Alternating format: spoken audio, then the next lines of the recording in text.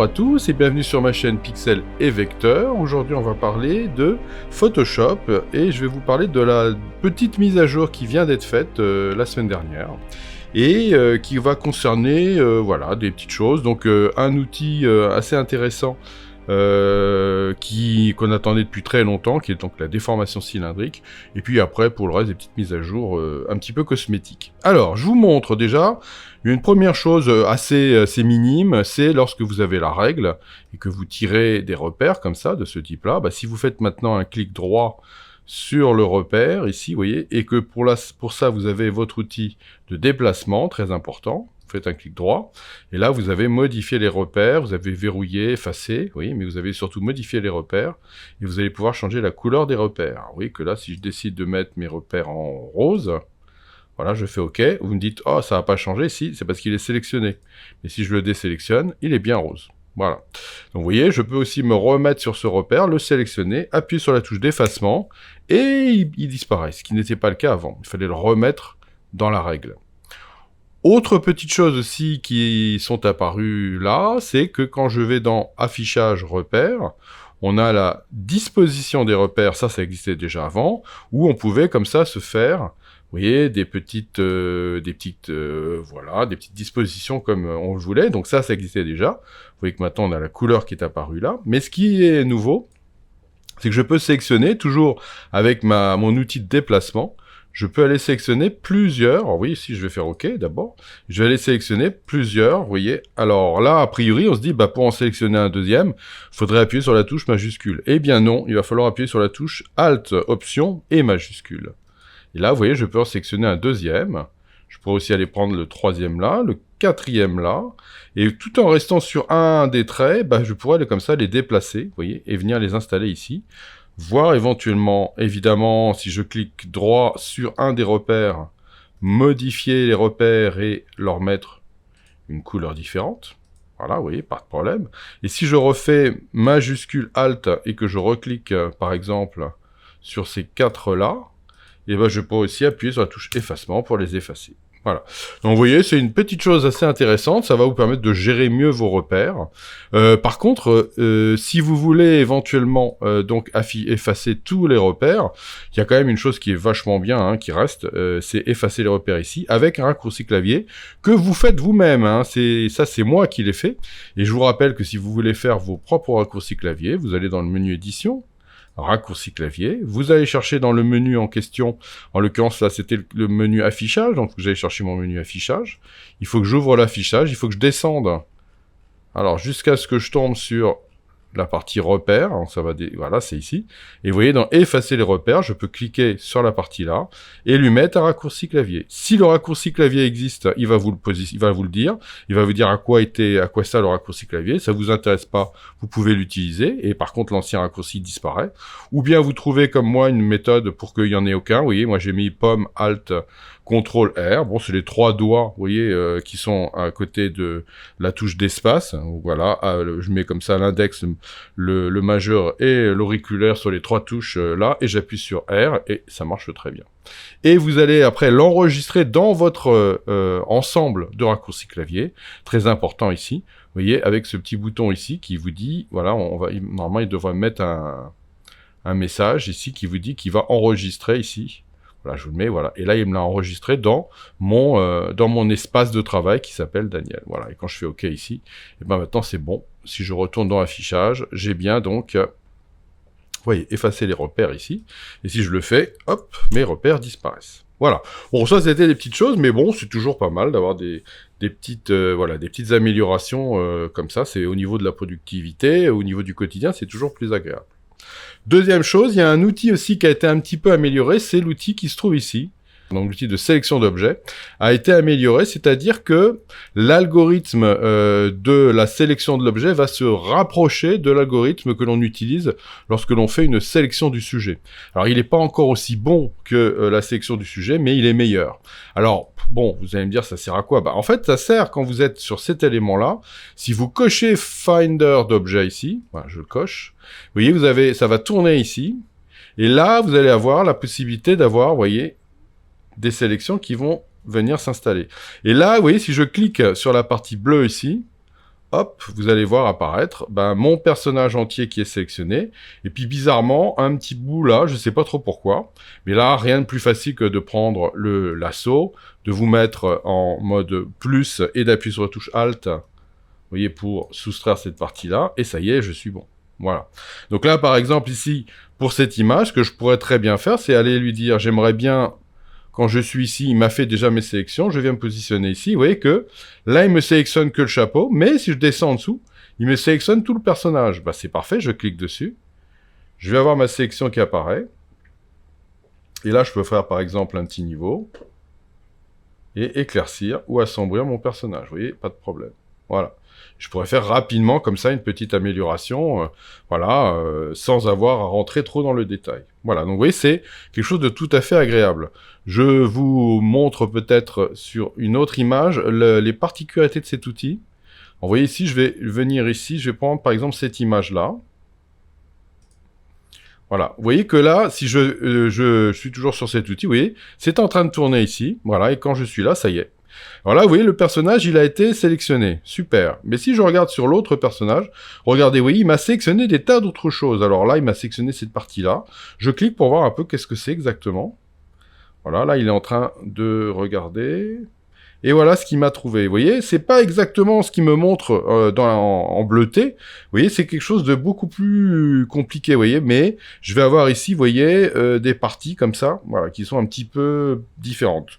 Je fais pomme CTRL Z pour annuler. Vous voyez que si je viens ici, regardez là, il va me faire encore autre chose. Et quand je clique dessus pour voir un petit peu c'est quoi la sélection, vous voyez, ça correspond pas exactement au bleu. Vous voyez, regardez, il m'a fait quelque chose qui est beaucoup plus, quand même, un petit peu mieux. Alors moi, ce que j'aimerais bien, c'est essayer de trouver, est-ce qu'il y aurait, alors je vais annuler déjà, est-ce qu'il y aurait la possibilité d'avoir tout le personnage? Ça aurait été bien ça. Vous voyez, là j'ai le coussin. Là, j'ai presque tout le personnage. Ah, et là, si je me mets ici, vous voyez, là, j'ai une partie du personnage, mais j'ai pas le bas. Voilà, c'est lui qui décide. Alors là, vous voyez, il me manque une petite partie là.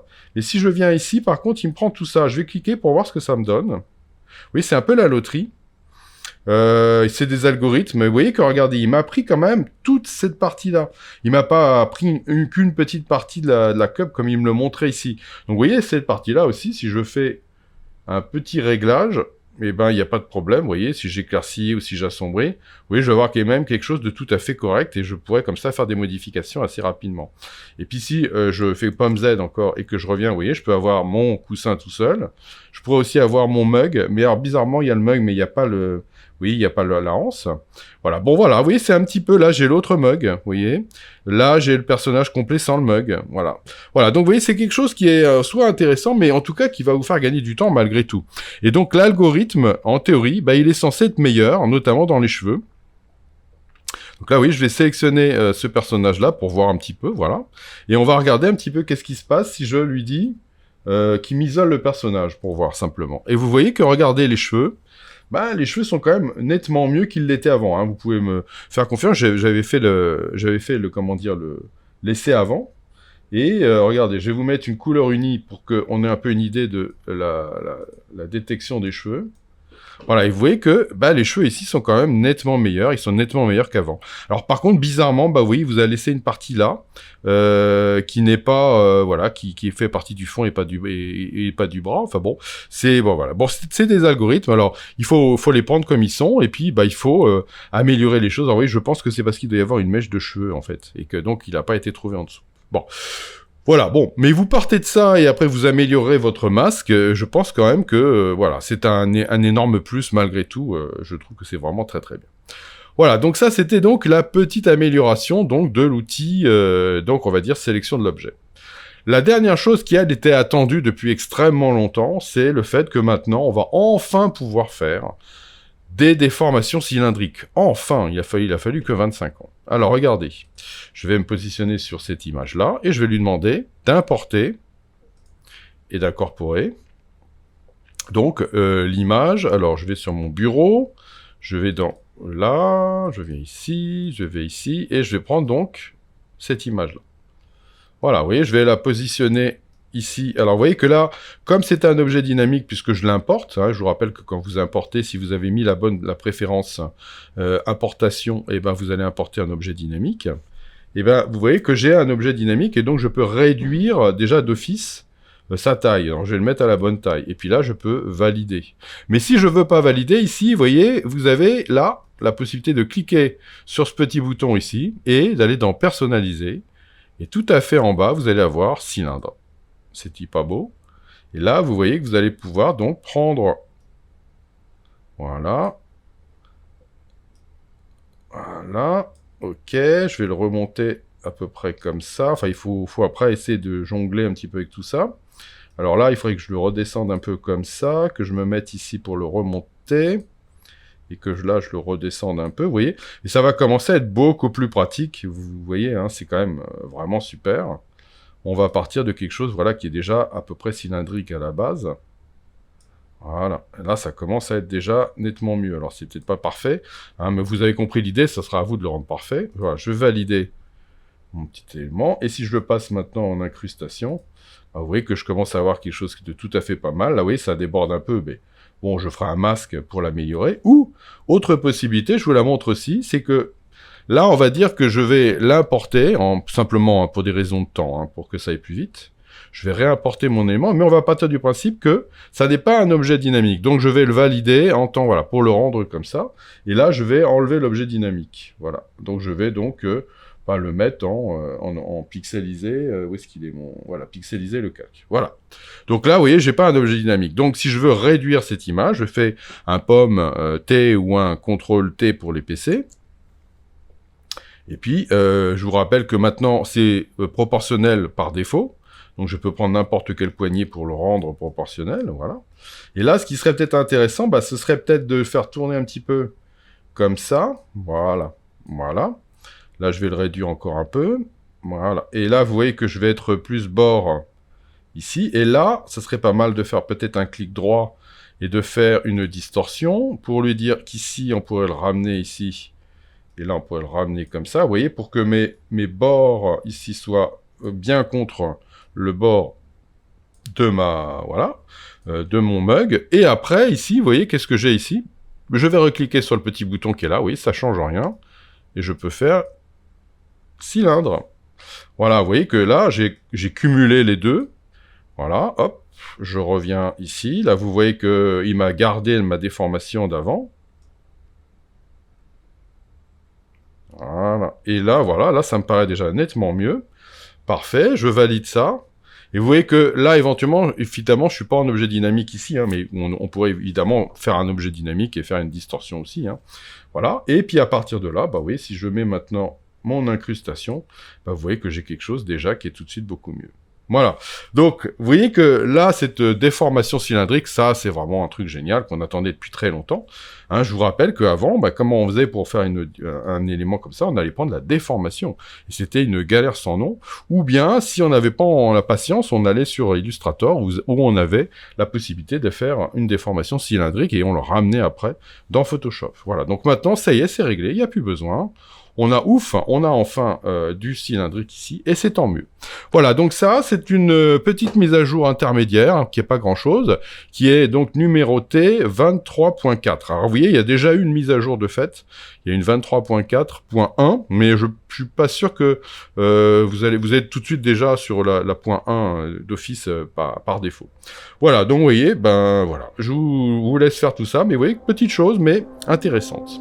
Voilà, j'espère que ça va vous servir, et je vous dis à bientôt pour de nouvelles aventures sur Pixel et Vecteur.